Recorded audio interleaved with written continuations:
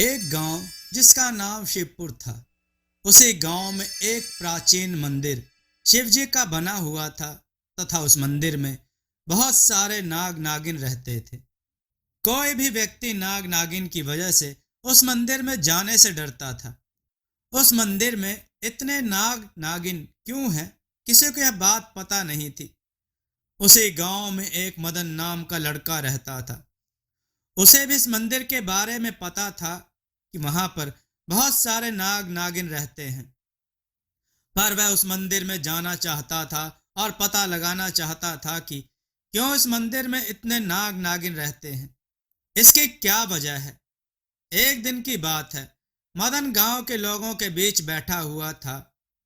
वहां पर उस मंदिर की बात चल रही थी। गांव के लोग कह रहे थे कि वहां पर बहुत सारे नाग नागिन रहते हैं, पर क्यों रहते हैं यह बात अभी तक पता नहीं चल सकी। आखिर उस मंदिर में ऐसा क्या है जिस वजह से वहां पर इतने नाग नागिन रहते हैं। मदन ने पूछा, क्या कोई व्यक्ति उस मंदिर में गया है? गांव के लोग बोले, एक व्यक्ति गया था पर वह वापस लौट के नहीं आया। मदन बोला, क्या कोई व्यक्ति उस मंदिर पर जाना नहीं चाहता? गांव के लोग बोले, नहीं, कोई भी व्यक्ति वहां पर जाना नहीं चाहता। सभी को अपनी जान प्यारी है। पर तुम यह बात क्यों पूछ रहे हो? क्या तुम वहां पर जाना चाहते हो? मदन बोला, नहीं, मैं तो ऐसे ही पूछ रहा था। और यह कहकर वह अपने घर को चला जाता है। मदन अक्सर उस मंदिर के बारे में लोगों से पूछता रहता था। एक रात की बात है कि मदन ने एक सपना देखा। उसने सपने में देखा कि वह एक मंदिर में है। वहां पर एक शिवलिंग रखी हुई है। उस शिवलिंग के आसपास बहुत सारे नाग नागिन बैठे हुए हैं और शिवलिंग को पूरी तरह से घेरे हुए हैं। मदन यह सपना देखकर उठ गया और थोड़ा बेचैन हो गया। उसने घड़ी देखी तो घड़ी में 5 बजे हुए थे। उस दिन मदन पूरे दिन अपने उसी सपने के बारे में सोचता रहा। अगले दिन वह गांव के लोगों से मिला और उनसे पूछा, क्या उस मंदिर में एक शिवलिंग रखी हुई है जिसे नाग नागिन घेरे रहते हैं? गांव वाले बोले, हाँ, कहा तो यही जाता है कि उस शिवलिंग को नाग नागिन घेरे रहते हैं, पर तुम क्यों पूछ रहे हो? क्या हुआ? मदन बोला, कुछ नहीं, मैं ऐसे ही पूछ रहा था। मैंने एक सपना देखा जिसमें मैंने शिवलिंग देखी। उस शिवलिंग को नाग नागिन घेरे हुए थे, बस इसलिए पूछ लिया। गांव वाले बोले, अच्छा।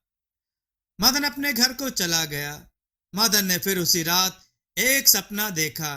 उसने सपने में देखा कि शिवलिंग के पीछे एक ओम बना हुआ है। मदन सपना देखकर फिर जाग गया। वह फिर उसी सपने के बारे में पूरा दिन सोचता रहा। उसे समझ में नहीं आ रहा था कि वह ऐसा सपना क्यों देख रहा है। उसने यह बात अपने एक दोस्त को बताई जो उसी गांव में रहता था। उसका नाम गोपाल था। जब गोपाल को उसके सपने के बारे में पता लगा तो उसने मदन से कहा, हमें उस मंदिर में जाकर देखना चाहिए। उस मंदिर में तो कोई भी नहीं जाना चाहता क्योंकि वहां बहुत सारे नाग नागिन रहते हैं। गोपाल बोला, मुझे भी यह बात पता है, पर फिर भी हमें वहां चलना चाहिए।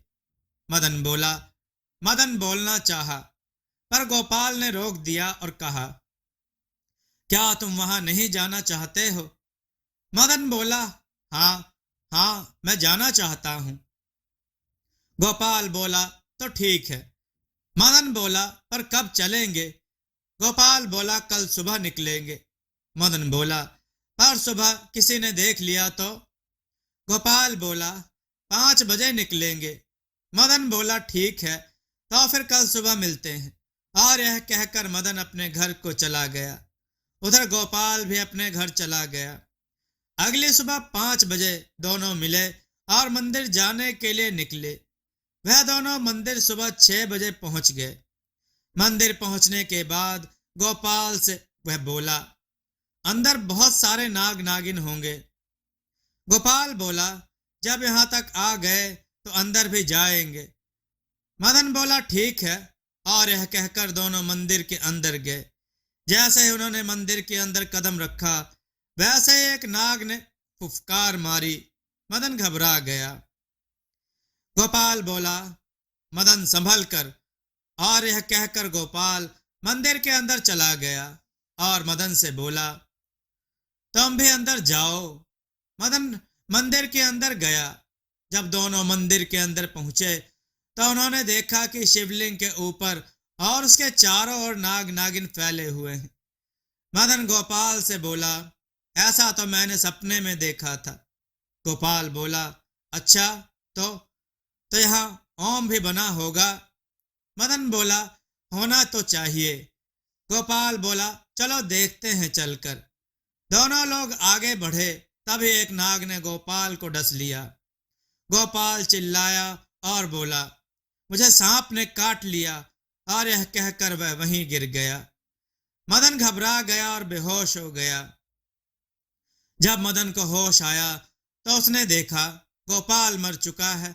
वह घबराहट के साथ उठा और पीछे दीवार पर चिपक गया।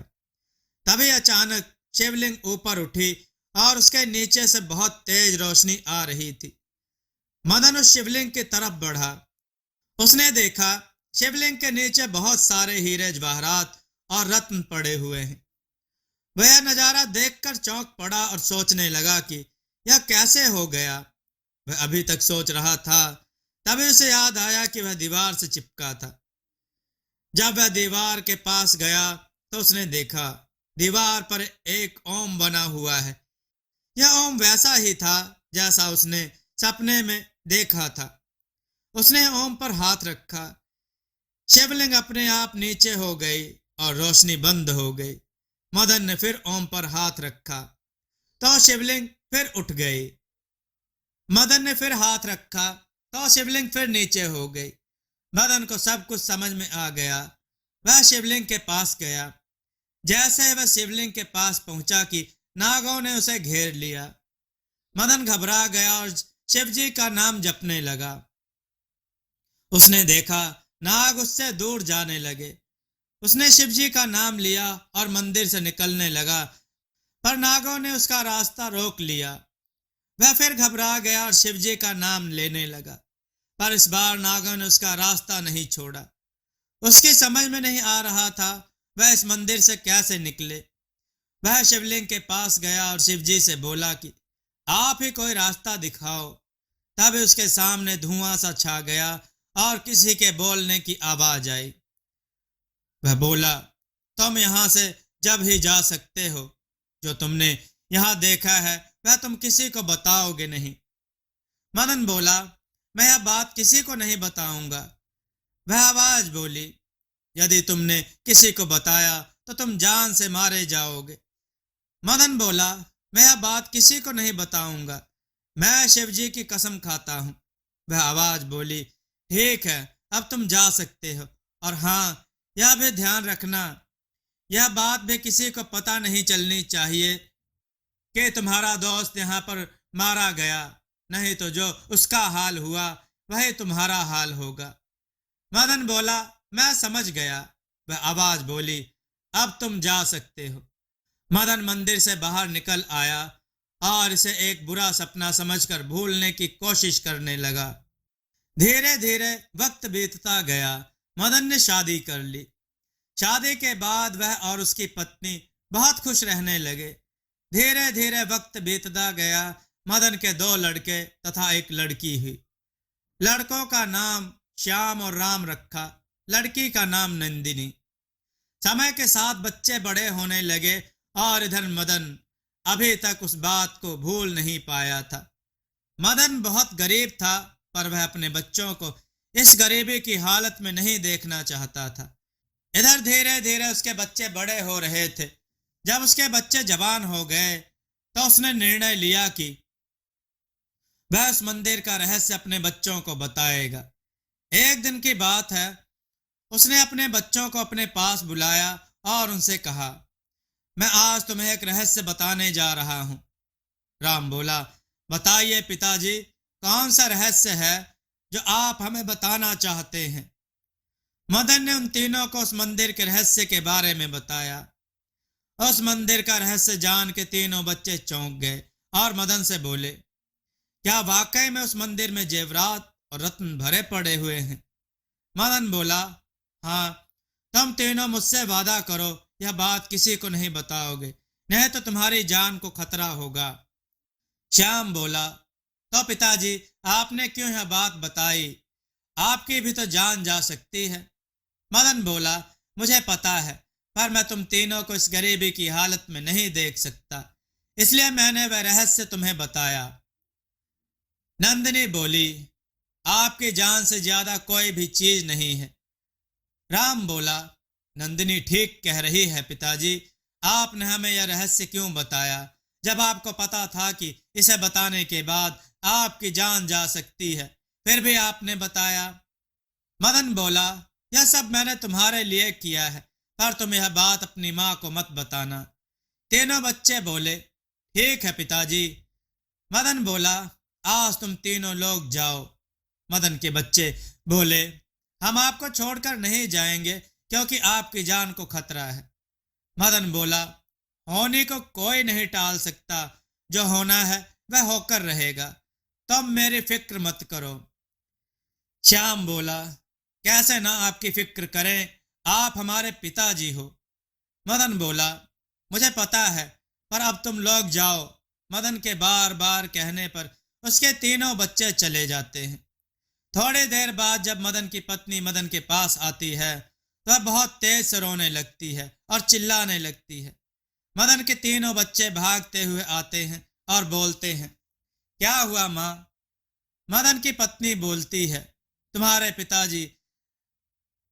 राम बोलता है, पिताजी? पिताजी को क्या हुआ? जब वह लोग देखते हैं तो मदन मृत अवस्था में उनको मिलता है। वह सब रोने लगते हैं। घर में गम का माहौल है। मदन का अंतिम संस्कार कर दिया जाता है। सभी के चेहरों का रंग उड़ा हुआ है। घर के सभी लोग सदमे में हैं कि यह क्या हो गया। धीरे धीरे समय के साथ वह लोग पहले के जैसे रहने लगे। एक दिन की बात है कि राम ने श्याम से कहा कि हमें उस मंदिर में जाना चाहिए। श्याम बोला, उस मंदिर में तो बहुत खतरा है, उसमें तो बहुत सारे नाग नागिन रहते हैं। राम बोला, मुझे पता है, पर हमें फिर भी वहां जाना चाहिए। श्याम बोला, हम वहां पर जाएंगे कैसे? क्योंकि वहां पर तो नाग नागिनों का पहरा रहता है। राम बोला, हम वहां पर एक नीति बनाकर जाएंगे, उस नीति की मदद से हम मंदिर में घुस सकेंगे। श्याम बोला, जैसा तुम ठीक समझो। राम बोला, कल सुबह हम निकलेंगे। श्याम ने कहा, पर घर पर क्या बताएंगे? राम ने कहा, हम खाली अपनी बहन को बताएंगे कि हम वहां पर जा रहे हैं, माँ को नहीं बताएंगे और उसे भी मना कर देंगे बताने को। श्याम ने कहा, ठीक है। दोनों घर को चले गए। अगली सुबह उन्होंने कुछ सामान बांधा और अपनी बहन नंदिनी से कहा कि हम 2-4 दिन में लौट आएंगे। नंदिनी बोली, कहाँ को जा रहे हो आप लोग? राम बोला, हम उस मंदिर में जा रहे हैं। नंदिनी बोली, उस मंदिर में तो बहुत खतरा है। राम बोला, तुम हमारी फिक्र मत करो, हम सही सलामत लौट आएंगे। नंदिनी बोली, एक बार फिर सोच लो, वहां पर बहुत खतरा है। श्याम बोला, तुम चिंता मत करो, हम सुरक्षित लौट आएंगे। नंदिनी बोली, ठीक है। राम बोला, पर यह बात माँ को मत बताना। नंदिनी ने कहा, ठीक है, मैं माँ को नहीं बताऊंगी। दोनों भाई मंदिर की तरफ चले गए। मंदिर के पास पहुंचने के बाद राम ने श्याम से कहा, तुम मशाल जलाओ।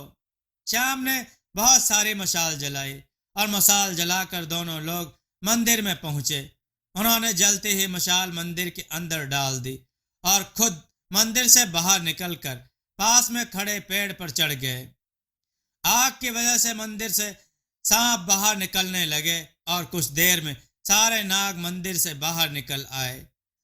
उन्होंने थोड़ी देर और इंतजार किया कि कोई और तो सांप नहीं रह गया।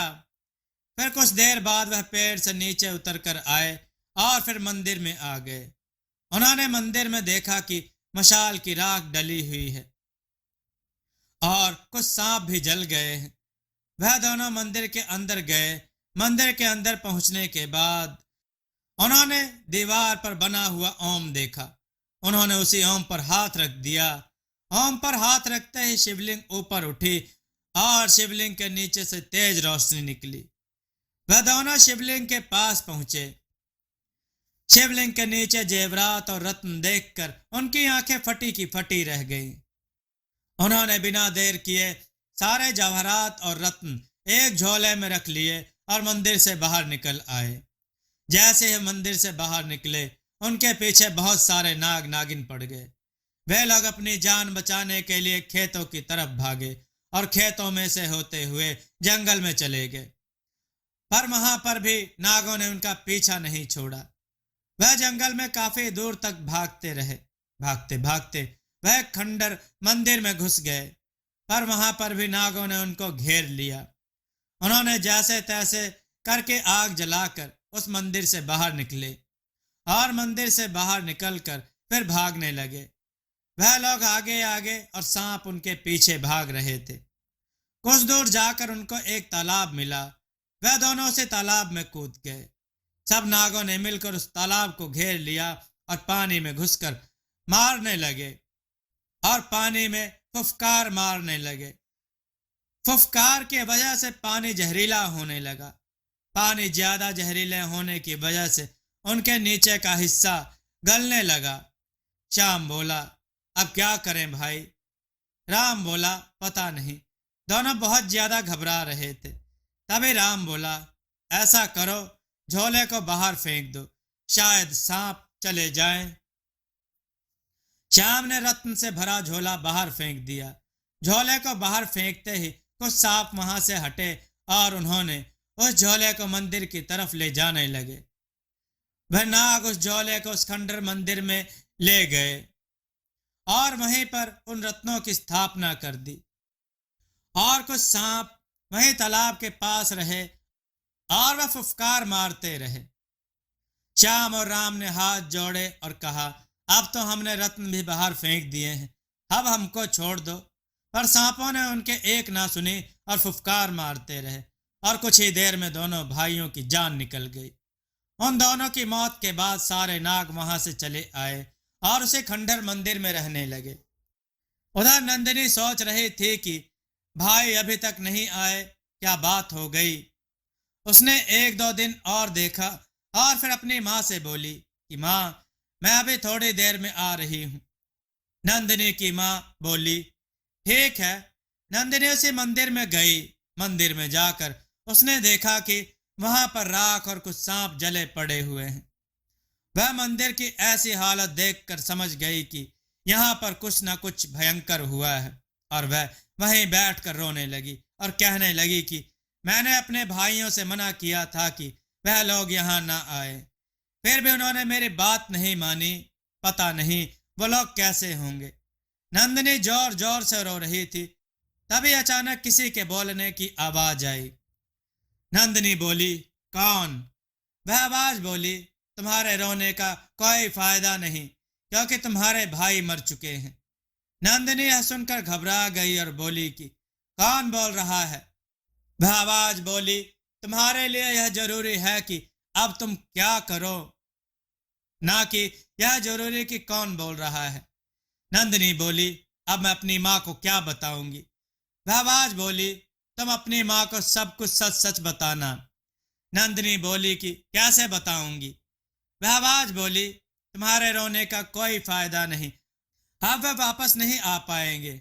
अच्छा यही होगा कि तुम अपने घर जाओ। नंदिनी कुछ देर वहां पर रोती रहती है और फिर अपने घर को आती है और तेज तेज रोने लगती है।